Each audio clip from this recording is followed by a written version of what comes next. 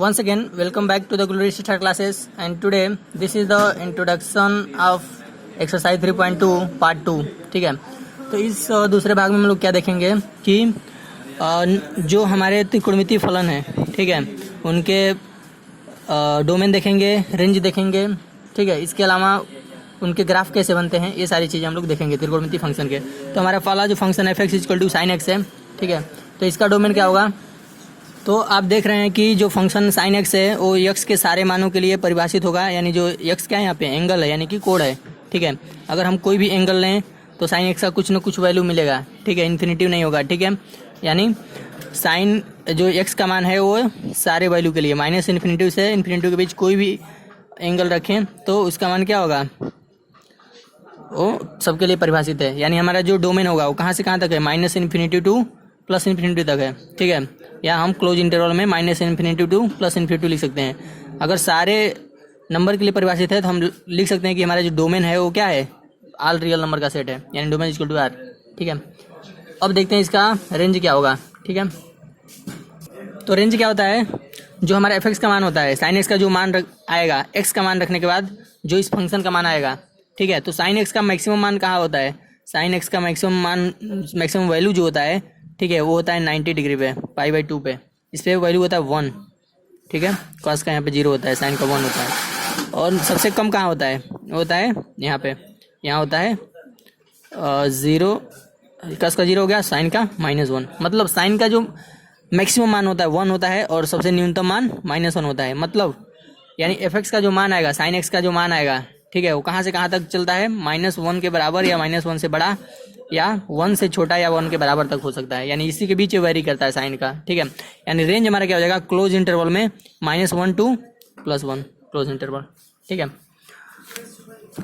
समझ गए। यहाँ पे x क्या है, कोई एंगल है, और जो पहला कोऑर्डिनेट x का होता है वो cos x होता है, और sin x का जो कोऑर्डिनेट होता है, सॉरी y x का जो कोऑर्डिनेट होता है वो होता है sin x, ठीक है। sin का जो मैक्सिमम मान होता है 1 और जो सबसे न्यूनतम मान होता है वो होता है -1, ठीक है। यहाँ पे sin का मान 0 होगा, ठीक है, दूसरा कोऑर्डिनेट। और यहाँ पे sin का मान क्या होगा, यहाँ पे 0 होगा पाई पे, ये पाई है, ये 2π या 0 कर सकते हैं, ठीक है। और पाई पे sin का मान क्या होता है, sin का मान 0 होता है, cos का मान -1 होता है, ठीक है।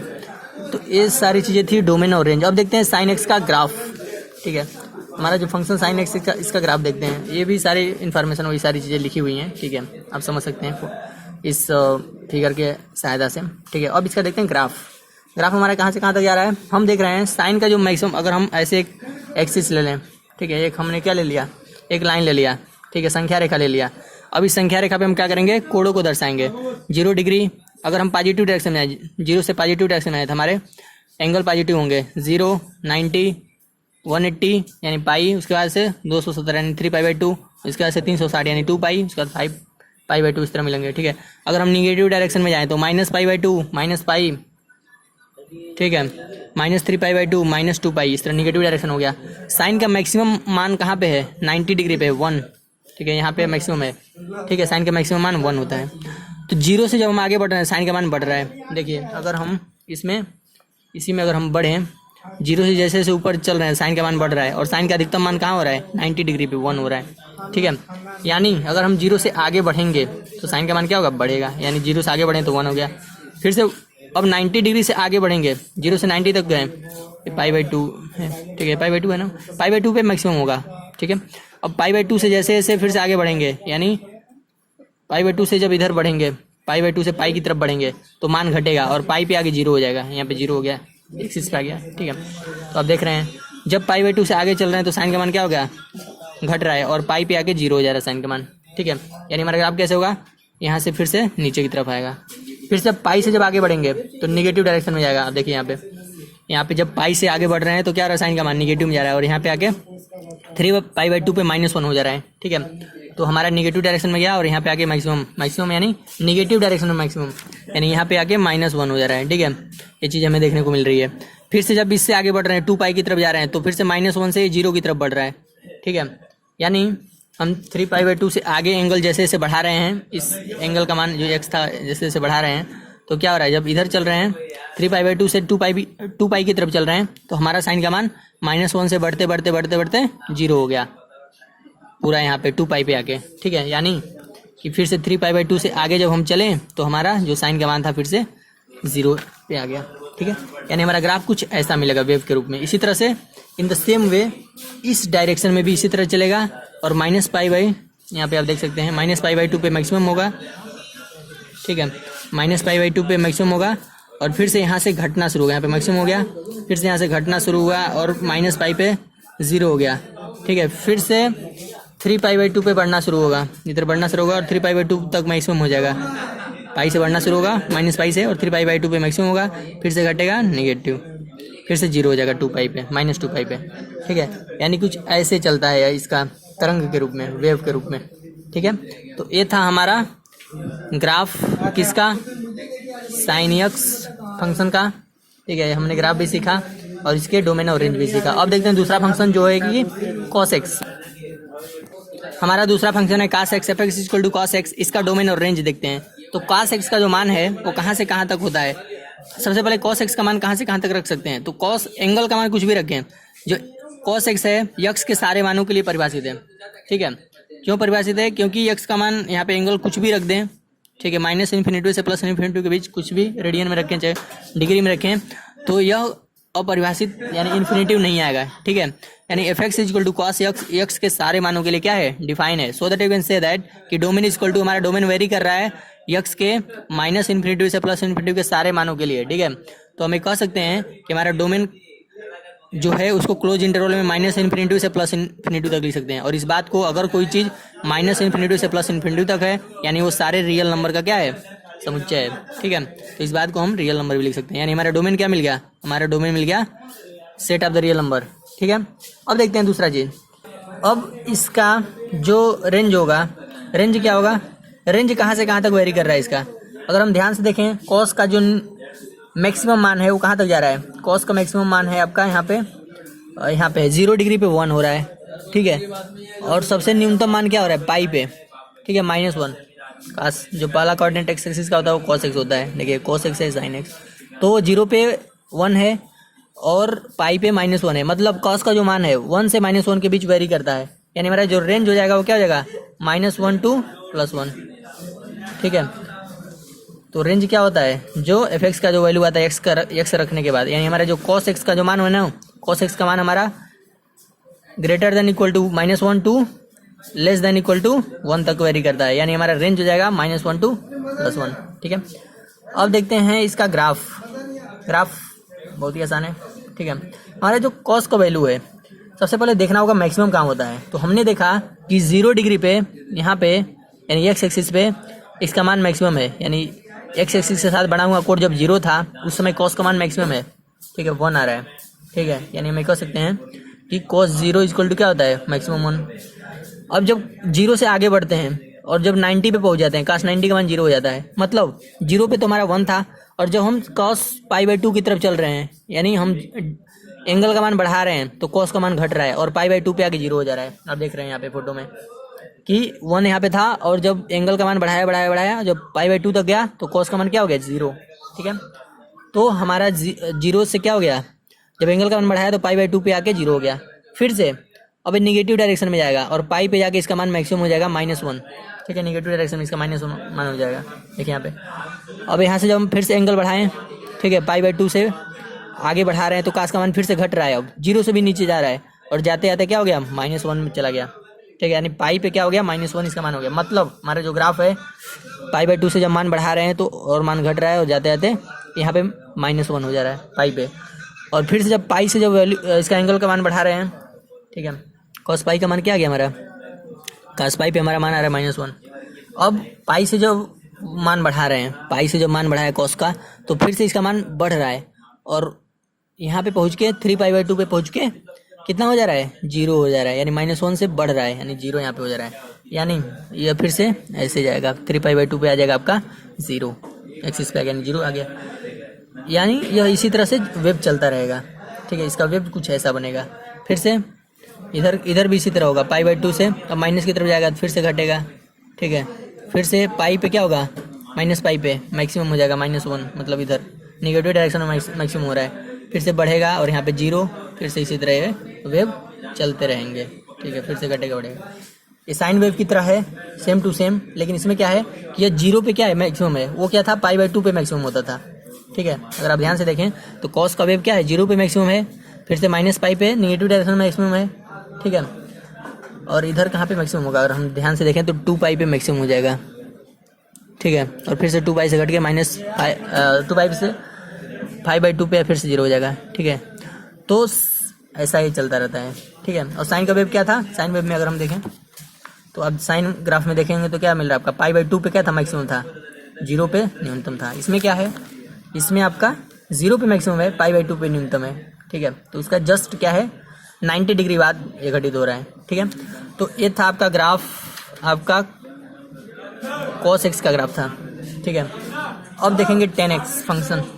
तीसरा जो हमारा फंक्शन है वो है tan x, हमारा f(x) = tan x है, और tan x को हम लिख सकते हैं sin x अपन cos x। हम जानते हैं sin x और cos x का जो रेशियो होता है वो tan x होता है। ठीक है, अब इस फंक्शन को डिफाइन होने के लिए हमारा जो हर में cos x है जीरो नहीं होना चाहिए, क्योंकि अगर ये जीरो हुआ, cos x जीरो हुआ तो ये फंक्शन डिफाइन नहीं होगा, इन्फिनिटिव इसका मान हो जाएगा।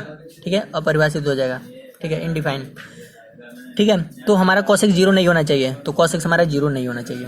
ठीक है, और cos हमारा जीरो कहाँ होता है, cos हमारा जीरो होता है, हमने एक पढ़ा था अभी इंट्रोडक्शन में पार्ट फर्स्ट में कि x का वैल्यू 2n π प्लस π/2 के रूप में रहेगा तो वहाँ पे जीरो हो जाएगा। ठीक है, और जहाँ n क्या है, n एक इंटीजर नंबर है। ठीक है, जैसे अगर हम कहें कहाँ हमारा cos का मान जीरो होता है, 2 × n का मान 1 × 2 × π/2 क्या हो गया, 2 एक 3 π/2, 1 रखा तो जीरो भी तो इंटीजर है, तो n की जगह पे क्या रख दिया 0 + 1 π/2, यानी इसका मान हो जाएगा π/2। यानी cos का मान कहाँ जीरो हो रहा था, π/2 पे, 3 π/2 पे, 5 π/2 से। ठीक है, या निगेटिव डायरेक्शन में जब हम माइनस में रखते जाएंगे n का वैल्यू -1 -2 तो क्या आएगा -π/2 -5 -3 π/2 या -5 π/2, तो उन सब पे cos का वैल्यू क्या होता है, जीरो होता है। यानी हमारा जो x का मान है यह नहीं होना चाहिए, 2n + 1 × π/2 नहीं होना चाहिए। ठीक है, अब ग्राफ से भी पिछले ग्राफ में cos x का ग्राफ अगर हम ध्यान से देखें तो आप cos x के ग्राफ में देख रहे हैं π/2 पे मान क्या हो जा रहा है, जीरो cos का, 3 π/2 पे जीरो हो जा रहा है, फिर से 5 π/2 पे जीरो हो जा रहा है, फिर से निगेटिव डायरेक्शन में -π/2 पे, -3 π/2 पे, और यहाँ पे आपका रहेगा ना -2π रहेगा, फिर से यहाँ पे जीरो हो जाएगा, यहाँ पे 2π लिखना चाहिए, यहाँ पे 2π लिखना चाहिए, और फिर से यहाँ पे -5π/2 पे जीरो हो जा रहा था। ठीक है, यहाँ पे थोड़ा अमेंडमेंट भी हो गया। तो आपका ये सारी चीज़ें हैं, तो cos का मान हमेशा π/2 पे, 3 π/2 पे, -5π/2 पे, या π/2 या 3 π/2 या -5 π/2 पे जीरो होता है। कि हमारा फंक्शन डिफाइन होने के लिए x का वैल्यू यह चीज़ें नहीं होनी चाहिए, 2n + 1 × π/2 नहीं होना चाहिए। ये चीज़ हमें समझ में आ गया। तब अब जब हमें ये समझ में आ गया तो हम डोमेन निकाल सकते हैं। डोमेन क्या होता है, the value of x at which function is define. ठीक है, x के वे मान जिस पे फंक्शन डिफाइन होता है उसे कहते हैं इसका डोमेन। ठीक है, तो हम क्या करेंगे, रियल नंबर में से x का यह मान घटा देंगे, क्योंकि इस पे फंक्शन डिफाइन नहीं है। किस पे डिफाइन नहीं है, 2n + 1 × π/2 पे, यानी रियल वैल्यू के सेट में से हम 2n + 1 × π/2 के सेट को हमने घटा दिया। ठीक है, तो हमारा ये डोमेन हो गया। ठीक है, क्योंकि बस इसी पे डिफाइन नहीं था, तो सारे रियल में से इस वैल्यूज को घटा देंगे तो हमें किस पर्टिकुलर वैल्यूज पे फंक्शन डिफाइन है ये हमें पता चल जाएगा। ठीक है, दूसरा चीज़ देखते हैं इसका रेंज। तो जो 10 का मान होता है, ठीक है, वो कहाँ से कहाँ तक वेरी करता है। 10 का अगर आप ध्यान से देखें तो 10 का जो वैल्यू है, 10 का जो मान है -∞ से +∞ के बीच वेरी करता है। ठीक है, मतलब रेंज क्या हो जाएगा आपका, रेंज आपका हो जाएगा क्लोज इंटरवल में -∞ टू +∞। इसको हम रियल नंबर भी लिख सकते हैं, ये हमें पता है। ठीक है, यानी range equal to set of the real number. ठीक है, अब इसका ग्राफ देखते हैं। इसका ग्राफ बहुत ही थोड़ा कॉम्प्लिकेटेड है लेकिन बहुत ही आसान है, एक बार समझ में आ जाएगा। तो इसका ग्राफ कैसे बनाते हैं, सबसे पहले एक एक्सिस लेंगे, उस पर हम एंगल ले लेंगे, x का मान 0, π/2, π, 3 π/2, 2π। इस डायरेक्शन में जाएंगे, निगेटिव डायरेक्शन में तो क्या होगा -π/2, -π, -3 π/2 और -2π। ठीक है, अब क्या करेंगे, अब आप एक चीज़ हम देखेंगे यहाँ पे, cos का मान कहाँ 10 का मान कहाँ पे डिफाइन नहीं है। तो हमें पता है जब π/2 रहेगा डिफाइन नहीं है, 3 π/2 पे डिफाइन नहीं है। ये था ना फार्मूला कि x का मान हमारा 2n + 1 × π/2 नहीं होना चाहिए। यानी यहाँ पे अगर हम n का मान, n एक इंटीजर नंबर है, यानी is the element of integer number, integer number. तो अगर हम 0 रखें तो π/2 आएगा, 1 रखें तो 3π/2 आएगा। मतलब कि हमारा इस वैल्यू के लिए डिफाइन नहीं है।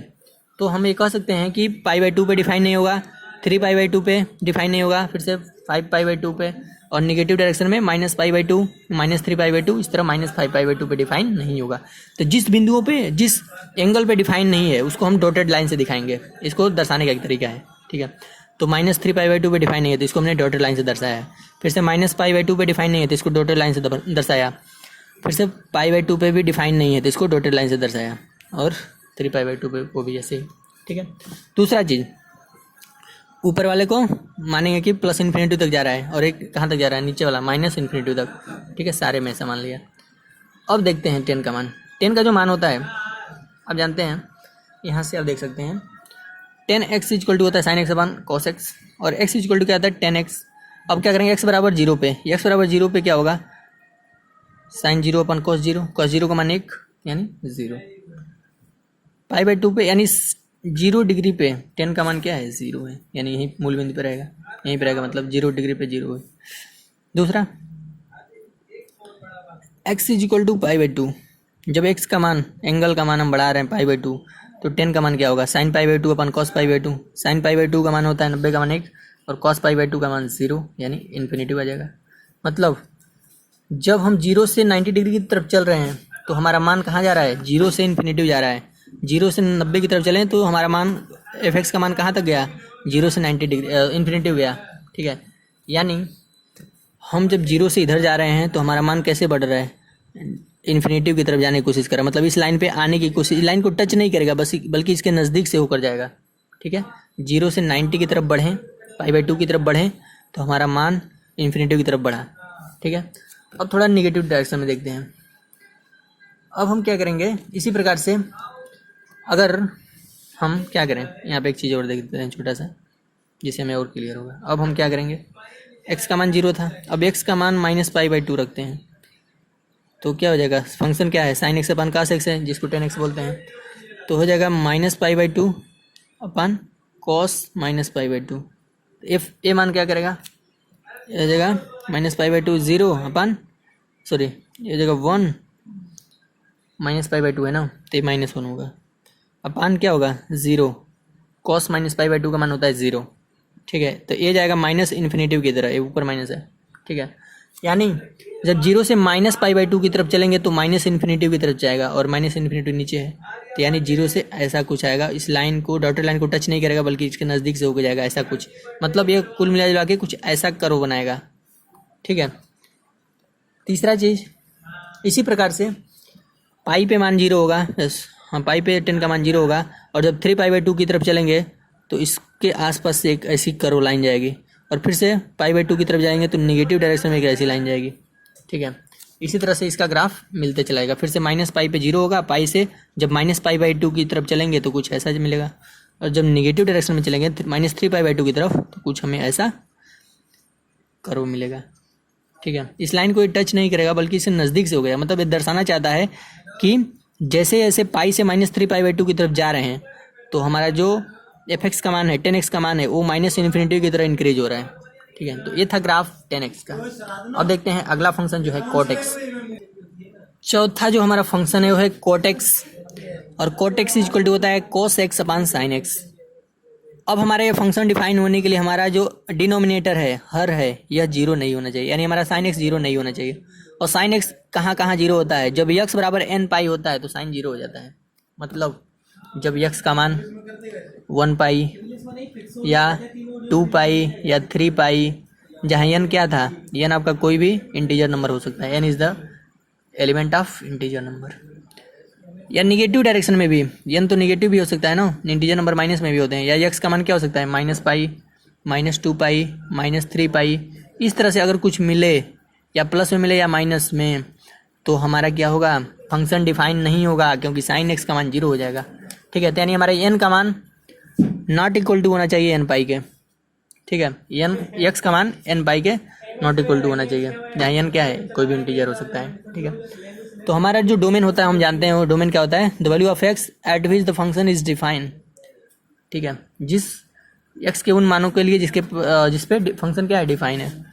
अब इसका डोमेन क्या होगा, यानी हमारा किस पे डिफाइन नहीं था, एन पाई पे डिफाइन नहीं था, तो सारे रियल नंबर में से एन पाई का सेट घटा देंगे तो हमें पता चलेगा इसका डोमेन क्या है। ठीक है, दूसरा है रेंज। तो 10x की तरह इसका भी जो रेंज है, इसका जो मान है माइनस इन्फिनिटी से प्लस इन्फिनिटी की तरह जाता है, यानी जो रेंज हो जाएगा वो जाएगा रियल नंबर या क्लोज इंटरवल में minus infinity two plus infinity. ठीक है, तो ये थे कोट एक्स का डोमेन एंड रेंज। अब देखेंगे हम लोग इसका ग्राफ। कोट एक्स का ग्राफ 10x के जस्ट अपोजिट है, वहाँ पे कुछ ऐसे कर्व मिल रहे थे इस साइड से, यहाँ पे कुछ इस साइड से मिल रहे हैं। ठीक है, अगर हम ध्यान से देखें, हमारा एफ एक्स था कॉट एक्स है, इसको लिख सकते हैं cos x upon sine x.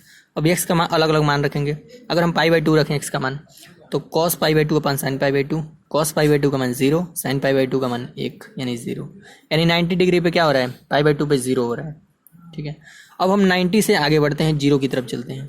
जब 0 पे जाएंगे तो कॉस 0 अपन साइन 0, कॉस 0 का मान 1 और साइन 0 का मान 0 यानी इन्फिनेटिव, यानी मतलब 90 से 0 की तरफ जब जाएंगे तो हम इन्फिनेटिव की तरफ बढ़ने लगेंगे।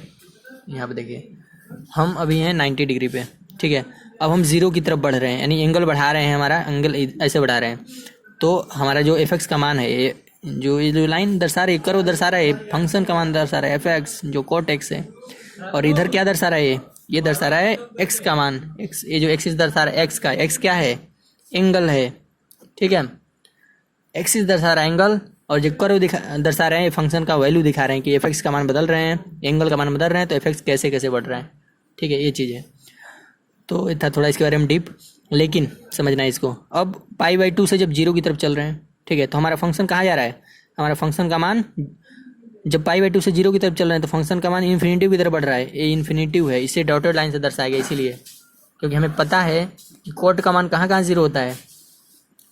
अभी हमने बताया था कोट का मान जब एक्स का मान एन पाई नहीं होना चाहिए, एन पाई पे दर्शा रहा था, यानी कि -2 पाई पे, -पाई पे, 0 पे, जहाँ एन का था कोई इंटीजर था, तो ये जीरो भी हो सकता है, एन का मान अगर 0 हो जाए तो, माइनस हो जाए तो माइनस पाई, -2 हो जाए तो -2 पाई, या प्लस में हो तो अपना 1 पाई 2 पाई 3 पे इस तरह आ सकता है। ठीक है, तो इन सब पे इन्फिनेटिव मान होता है, तो इसलिए हमने इन लाइन को डॉटेड दर्शाया, -2 पाई पे, -पाई पे, 0 पे, पाई पे, 2 पाई पे, इन सब पे हमने डॉटेड लाइन दर्शाया है।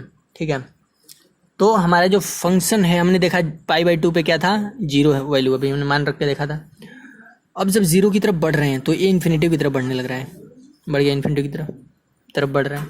ठीक है, अब हम पाई बाई 2 से, अभी हमने 0 की तरफ गया, अब हम पाई की तरफ चल रहे हैं, अगर हम पाई रखें देखते हैं मान क्या आता है, तो हम अभी 0 रखे थे तो इन्फिनिटिव की तरफ बढ़ा, अगर हम पाई रखें तो क्या होगा, कॉस पाई अपन साइन पाई।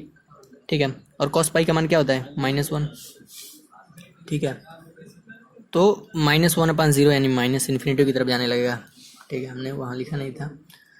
अब पाई से पाई बाई 2 से पाई की तरफ जब एक्स का मान बढ़ा रहे हैं तो हमारा जो एफ एक्स का मान है, ये जो लाइन है एफ एक्स का वैल्यू दर्शा रहा है उस पर्टिकुलर एंगल के लिए। ठीक है, तो एफ एक्स का जो मान है, ये जो कर्व है, ये हमारा एफ एक्स दर्शा रहा है, और ये हमारा माइनस इन्फिनिटिव है, नीचे माइनस इन्फिनिटिव होता है, तो इस साइड में बढ़ने लग रहा है। इसी प्रकार से 3 पाई बाई 2 पे भी हमारा जो फंक्शन मान का मान होता है, कॉट एक्स का मान होता है 0 होता है, और जैसे जैसे हम पाई की तरफ बढ़ना चाहते हैं तो हमारा फंक्शन प्लस इन्फिनिटिव की तरफ बढ़ने लगता है। ठीक है, और जब 3 पाई बाई 2 से 2 पाई की तरफ चलते हैं तो निगेटिव डायरेक्शन में जाने लगता है। ठीक है, इसी प्रकार से इधर भी बनेंगे, -पाई बाई 2 पे 0 होगा फंक्शन का मान, और फंक्शन का मान जब 0 से -पाई की तरफ चलेंगे तो कुछ ऐसा बढ़ेगा इन्फिनिटिव की तरफ, और जब -पाई बाई 2 से 0 की तरफ चलेंगे तो निगेटिव डायरेक्शन, ऐसा कुछ। इसी तरह से ये भी कर्व बनेगा। तो ये था आपका ग्राफ किसके लिए, कोट एक्स के लिए। अब देखते हैं अगला फंक्शन जो है सेक एक्स। इसका जो रेंज है आपका, इसका डोमेन हमें पता चल गया था कि पूरे रियल नंबर में से एन पाई को घटा दिया था। ठीक है, इसका डोमेन था, इसका डोमेन देख लीजिए, एन पाई हमने घटा दिया, कोट एक्स की बात हो रही है। और इसका रेंज क्या था कोट एक्स में, रेंज आप क्या देख रहे हैं, माइनस इन्फिनिटिव से प्लस इन्फिनिटिव से माइनस इन्फिनिटिव की तरफ, इसका रेंज ये मान आ रहा था फंक्शन का मैक्सिमम मान कहाँ हो सकता है, प्लस इन्फिनिटी से माइनस इन्फिनिटी की तरफ, यानी रेंज आपका हो जाएगा -इन्फिनिटी टू प्लस इन्फिनिटी, या इसे हम कह सकते हैं set of the real number. ठीक है, अगला फंक्शन है सेक एक्स। अगर हम इस फंक्शन में देखें सेक एक्स को लिख सकते हैं 1/cos x, क्योंकि cos x का उल्टा होता है, और इस फंक्शन को डिफाइन होने के लिए हमारा डिनोमिनेटर यानी हर जीरो नहीं होना चाहिए, यानी cos x जीरो नहीं होना चाहिए, cos x not equal to zero condition रहेगा। अब cos x जीरो कब नहीं होगा? जब x का मान 2n+1 into pi by two नो हो, जहाँ n क्या है? कोई भी, n is the element of integer number, जिसे z से लिखते हैं। ठीक है, अब इसका डोमेन देखते हैं। डोमेन क्या होता है? Value of x at the function is define. अब फंक्शन किस पे डिफाइन नहीं है? केवल 2n+1 into pi by to वाले सारे मानों के लिए डिफाइन नहीं है, जहाँ n कोई इंटीजर है। ठीक है, तो हम डोमेन निकालने के लिए क्या करेंगे? पूरे रियल नंबर के सेट में से हमने 2n+1 into pi by to को क्या किया? इसके सेट को घटा दिया। ठीक है, तो साइड में लिख देंगे where n is the element of integer number. अब इसका देखेंगे अभी रेंज इसका थोड़ा सा कॉम्प्लिकेटेड है, लेकिन बहुत ही आसान है, थोड़ा इसको समझना पड़ेगा हमें। ठीक है, तो इसके रेंज में कुल मिला जुला के 4-5 कंडीशन हो सकते हैं। अब देखिए cos x का जो मान होता है वही रेंज होता है, मतलब इस फंक्शन का जो मान होता है 1/cos x, यही होगा रेंज।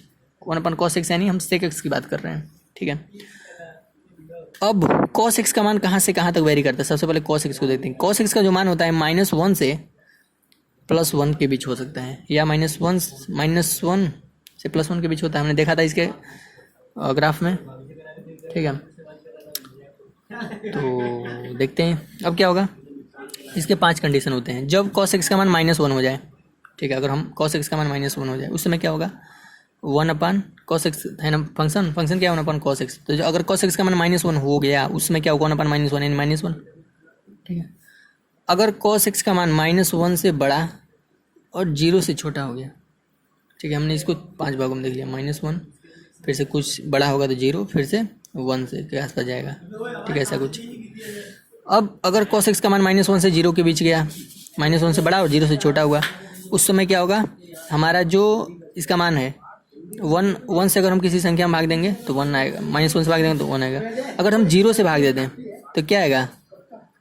0 से 1 में भाग देते हैं, सॉरी 1 से 0 1 में 0 से भाग देते हैं तो इन्फिनिटी आ जाएगा, और ये माइनस साइन के साथ है, मतलब ठीक है। यानी जाहिर सी बात है, कहने का तात्पर्य है कि अगर हम कुछ ऐसी संख्याओं से भाग देंगे इन दोनों के बीच, इन दोनों से रिलेटेड संख्याओं से भाग देंगे इन दोनों के कंडीशन में, तो मान जो है माइनस इन्फिनिटी की तरफ बढ़ने लगेगा। ठीक है, माइनस इन्फिनिटी तक जाने लगेगा। ठीक है, अगर cos x 0 हो जाए तो उसका मान, हाँ ये कन्फर्म है कि हाँ ऐसे कंडीशन में क्या होगा? cos x 0 हो जाए तो 1/cos x फंक्शन है तो ऑटोमेटिकली क्या हो जाएगा? इन्फिनिटी हो जाएगा। अगर cos x का मान 0 से बड़ा है और 1 से छोटा है, उस कंडीशन में क्या होगा? 1/cos x का मान 0 से बड़ा 1 से छोटा, यानी अगर हम पॉजिटिव संख्या से भाग देंगे जो 0 के आसपास है, ठीक है, तो वह प्लस इन्फिनिटी की तरफ जाने लगेगी। ठीक है, मतलब प्लस इन्फिनिटी होगी नहीं, लेकिन जाने लगेगी। ठीक है, अप टू प्लस इन्फिनिटी की साइड में। अगर cos x का मान 1 ही हो जाए 1 के बराबर, तो 1/1, cos x का मान 1 है तो 1/1 यानी 1। ठीक है, तो कहने का तात्पर्य है अगर हम इन सारी चीज़ों को एक साथ मिला दें तो क्या होगा? अगर इन दोनों कंडीशन को देखें, इन दोनों में अब क्या करना है? अब इसका रेंज क्या होगा? आपका जो रेंज है आपका ये माइनस इन्फिनिटी से -1 की तरफ। ठीक है, इसका यूनियन लेंगे।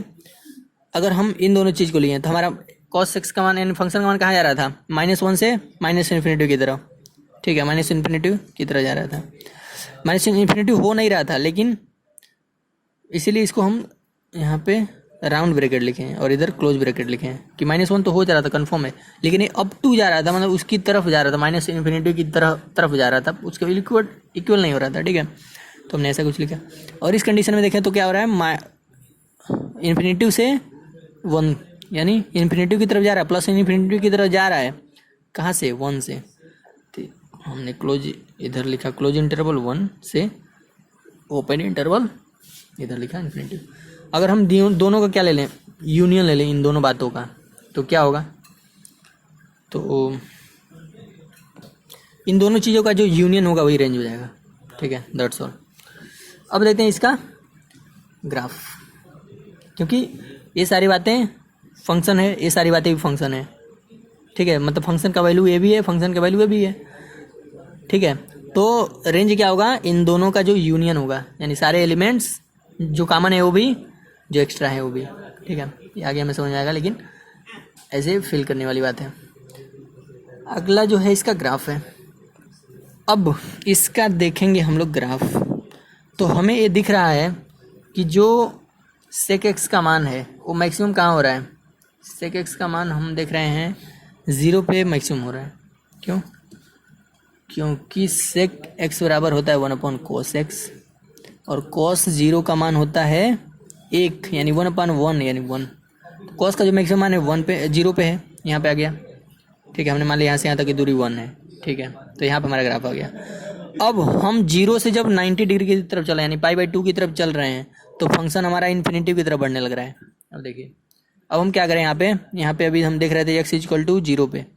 ठीक है, अगर हम x = π/2 पे देखें तो हमारा sec x का मान क्या होगा। sec x = 1/cos x होता है, तो यानी cos π/2 पे देखेंगे। हम ऐसे लिख सकते हैं sec π/2 = cos π/2 1/cos π/2। cos π/2 का मान क्या होता है 0 यानी इन्फिनिटी। यानी अगर हम 0 से π/2 की तरफ चल रहे हैं, x का मान जो हमारा एंगल है बढ़ा रहे हैं x का मान, तो हमारा जो फंक्शन का मान है वो किधर जा रहा है, वो इन्फिनिटी की तरफ। या डॉटेड लाइन इन्फिनिटी दर्शा रहा है। हमारा इस लाइन पे क्यों इन्फिनिटी दर्शाया गया है, क्योंकि हम देख रहे हैं हमारा फंक्शन जो है वो इस पर्टिकुलर पॉइंट पे डिफाइन नहीं है। किस पे? 2n + 1 × π/2 पे डिफाइन नहीं है। मतलब कि जो भी यहाँ पे विषम संख्या के साथ π/2 का मल्टीप्लिकेशन होगा, ठीक है, वहाँ पे डिफाइन नहीं है। तो अब देख सकते हैं π/2 पे डिफाइन नहीं है, डॉटेड लाइन दर्शाया। 3π/2 पे भी डिफाइन नहीं है, डॉटेड लाइन। इसी प्रकार से -π/2 पे, -3π/2 पे, -5π/2 पे, इन सब पे डिफाइन नहीं होगा, इन सब पे डॉटेड लाइन से दर्शाया गया है। ठीक है, अब क्या करेंगे, 0 से π/2 की तरफ जब जा रहे हैं तो हमारा फंक्शन क्या हो रहा है, इन्फिनिटी हो जा रहा है। ठीक है, तो 0 से जब -π/2 की तरफ गए तो हमारा फंक्शन क्या हो गया, इन्फिनिटी की तरफ बढ़ा। ठीक है, इसी प्रकार से 0 से -π/2 की तरफ जाएंगे तो हमारा फंक्शन भी इन्फिनिटी की तरफ जाने लगेगा। ठीक है, आप वैल्यू रख के देख सकते हैं, x = -π/2 रख देते हैं तो हमारा sec x का जो मान है यानी sec -π/2 = आपका हो जाएगा यहाँ पे cos -π/2। तो cos -π/2 का मान भी होता है इन्फिनिटी, तो हो जाएगा 0, तो हो जाएगा इन्फिनिटी। ठीक है, यानी इधर भी फंक्शन किधर जाने लगा, इन्फिनिटी की तरफ। यानी कुछ ऐसे वक्र मिलेंगे, वक्राकार आकृति कह सकते हैं। ठीक है, इसी प्रकार से अब इन दोनों के बीच तो मिल गया, अब इन दोनों के बीच देखेंगे। इसी प्रकार से जब -π पे मैक्सिमम मान होगा, -π पे cos का मान 1/cos x cos π, अगर हम x = π रखें तो फंक्शन क्या होगा, 1/cos -π रख रहे हैं। ठीक है, नहीं तो यहाँ पे इसका मान आएगा -1, मतलब 1/-1 = -1 आएगा। ठीक है, तो हमारा फंक्शन कहाँ जाएगा, यहाँ पे मैक्सिमम होगा। और जब इससे अधिक मान बढ़ाएंगे, -3π/2 की तरफ जाएंगे तो फंक्शन डिफाइन नहीं होगा, इन्फिनिटी की तरफ बढ़ने लगेगा और -3π/2 पे इन्फिनिटी हो ही जाएगा। इसी तरह से जब इधर चलेंगे -π/2 की तरफ तो हमारा फंक्शन डिफाइन नहीं होगा, इन्फिनिटी की तरफ बढ़ने लगेगा, तो कुछ ऐसा वक्र मिलेगा। फिर से इसी तरह इन दोनों के बीच भी कुछ ऐसा वक्राकार आकृति मिलेगा। फिर से इस कंडीशन में यहाँ पे कुछ ऊपर की तरफ मिलेगा। ठीक है, तो ये था हमारा एक छोटा सा ग्राफ sec x का। अब हम देखेंगे नेक्स्ट फंक्शन, जो लास्ट फंक्शन है वो है cosec x। हमारा जो अंतिम फंक्शन है वो है f(x) = cosec x और cosec x का मान होता है 1/sin x, लेकिन sin x 0 के बराबर नहीं होना चाहिए। sin x का मान 0 नहीं होना चाहिए क्योंकि ये डिनोमिनेटर में है, तो अगर 0 हो गया तो फंक्शन डिफाइन नहीं होगा, ये हमें पता है। तो sin x का मान 0 नहीं होना चाहिए। और sin x 0 कब नहीं होगा, जब x का मान n π के बराबर न हो।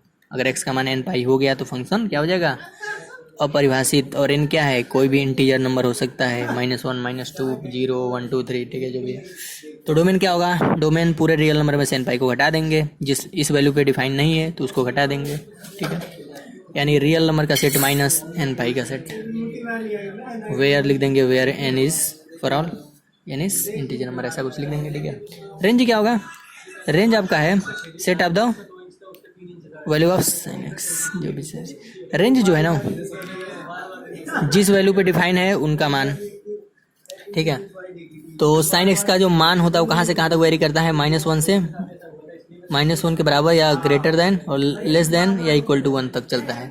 यानी हमारा जिस प्रकार से पिछले फंक्शन से x का निकाले थे, सेम टू सेम उसी तरह 5 कंडीशन हमारे इसमें भी बनेंगे और इसका भी रेंज आ जाएगा -∞ टू -1 यूनियन 1 से इन्फिनिटी तक, एकदम सेम टू सेम। ठीक है, क्योंकि sin x और cos x का जो वैल्यू है, दोनों का वैल्यू -1 से +1 तक वेरी करता है। ठीक है, यानी दोनों का रेंज सेम होगा, दैट्स ऑल। अब देखेंगे इसका ग्राफ। अब हम देखते हैं कोसेक एक्स का ग्राफ। ठीक है, तो हमें पता था फंक्शन कहाँ पे डिफाइन नहीं था कोसेक एक्स के लिए। कोसेक एक्स बराबर होता है 1/sin एक्स। फंक्शन डिफाइन नहीं है एन पाई पे। अब क्या करेंगे, इसका देखेंगे ग्राफ। हमें पता है एन पाई पे डिफाइन नहीं है, इन्फिनिटी हो जा रहा मान, तो जहाँ जहाँ एन पाई है वहाँ पे हम डॉटेड लाइन दर्शा देंगे। इस एंगल पे डॉटेड लाइन एन पाई -2 पाई, माइनस पाई पे, 0 पे, पाई पे और 2 पाई पे, इन सब पे डॉटेड लाइन दर्शा देंगे क्योंकि इस पे फंक्शन डिफाइन नहीं है। अब हमें पता है किस वैल्यू पे मैक्सिमम मान होगा। अब हमें पता है, अगर आप देखें f x equal to cos x दिया 1/sin एक्स, और एक्स इक्वल टू अगर हम π/2 रखें तो 1/sin π/2। sin π/2 का मान मैक्सिमम होता है 90 डिग्री पे, यानी 1 आएगा। 1/1 यानी 90 डिग्री पे मैक्सिमम वैल्यू होगा, π/2 पे वैल्यू होगा अधिकतम यहाँ पे। अब हम अगर π/2 से आगे बढ़ें, पीछे बढ़ें पहले, अगर हम 0 की तरफ चलें, ठीक है, तो मान क्या हो रहा है हमारा, इन्फिनिटी की तरफ जाएगा। देखिए कैसे, अगर हम यहाँ पे 0 रख दें पहले, एक्स इक्वल टू 0, तो 1/sin 0, sin 0 का वैल्यू क्या होता है 0, यानी 1/0 इक्वल टू इन्फिनिटी।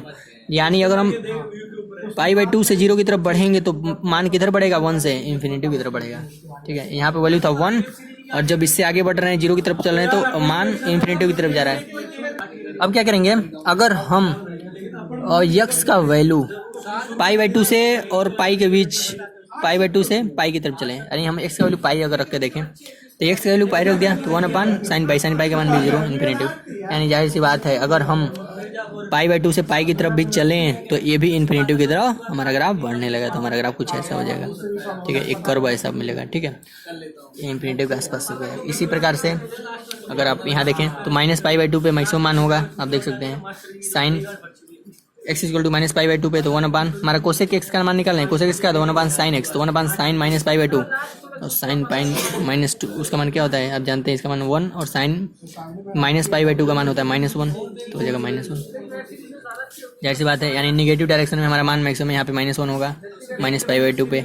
अगर हम -π/2 से 0 की तरफ बढ़ें तो हमारा फंक्शन इन्फिनिटी की तरफ जाएगा। ठीक है, अगर हम -π/2 से 0 की तरफ अगर हम बढ़ रहे हैं तो हमारा जाहिर सी बात है मान इन्फिनिटी हो रहा था। यानी अगर हम 0 की तरफ बढ़ते हैं तो मान इन्फिनिटी की तरफ जा रहा है। फिर से अगर हम 0 से -π की तरफ चलें तो फिर से मान इन्फिनिटी हो जाएगा।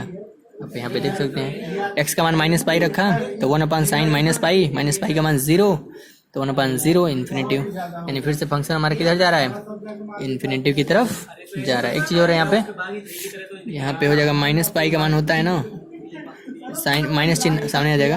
ठीक है, यहाँ से आपका डीपली क्या होगा, और थोड़ा इसका मान होगा 1/sin -π का मान होता है -sin पाई, माइनस चिन्ह को ऊपर भेजते हैं, -1/sin पाई, sin पाई का मान 0, यानी -1/0, यानी -इन्फिनिटी। ठीक है, यानी फंक्शन का मान क्या रहेगा, -इन्फिनिटी की तरफ। ये सब -इन्फिनिटी होते हैं, ऊपर वाले को माइनस या +इन्फिनिटी से -इन्फिनिटी तक के बीच क्या करते हैं, वेरी करते हैं, इन्फिनिटी कुछ ऐसे बनाएंगे।